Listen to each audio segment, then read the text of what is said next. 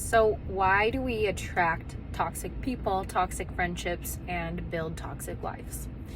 This is a very high level overview, but one of the things is if you are attracting toxic people, there is always an underlying reason.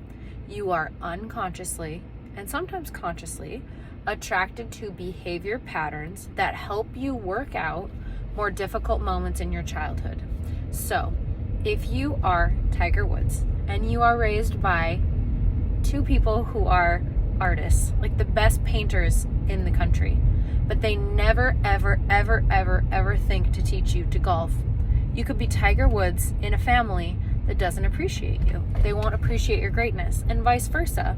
If one of the best artists, someone with the potential to be the best artist in the world, is raised by two scientists, they probably won't revere and or think that she's that special, and she will spend her entire life, even if she has healthy parents, not feeling good enough. And then this kicks up to 9.7 when you have abusive, toxic, and narcissistic parents, and most of us fall somewhere in between, right? Some of us have incredibly toxic, abusive households, and some of us had very loving parents that just couldn't give us the kind of support we needed.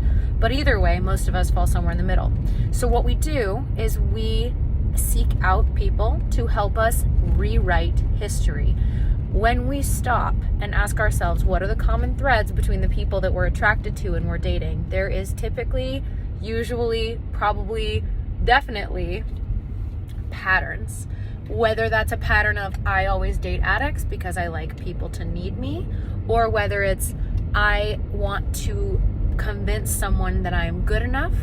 It doesn't always have to be something that's a specific thing like dating and addictive personalities, but overall, there's usually some underlying thing that's going on. So if we can source it and bring it to light, what happens when we put light on something? It goes away. It's no longer in the shadow. So next time I'm on my dating app or sitting across the table from someone and they say, yeah, you know what? I actually do drink a lot. I like to black out every weekend. And I remember that I just had a relationship for 2 years with someone who did that, and that reminds me of my father. This is not my story, but this is just a very common one.